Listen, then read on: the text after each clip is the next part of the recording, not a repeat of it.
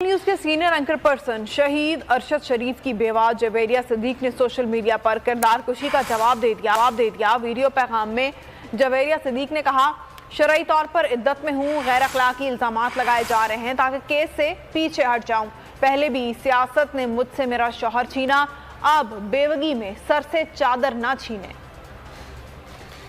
Media پہ جو ہے وہ میرے حوالے سے کمپین چل رہی ہے، اور یہ کردار کشی جب سے ہو رہی ہے، جب سے میرے شوہر ارشد شریف کو جو ہے وہ شہید کیا گیا ہے۔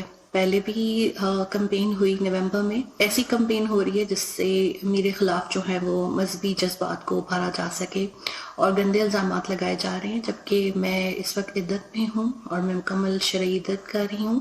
پہلے ہی سیاست نے مجھ سے میرا شوہر چھین لیا ہے، تو اب مجھ سے عزت سے جو ہے وہ جینے کا حق جو ہے وہ مت چھینے، اور بیوگی میں میرے سر سے چادر کو جو ہے وہ مت کھینچے۔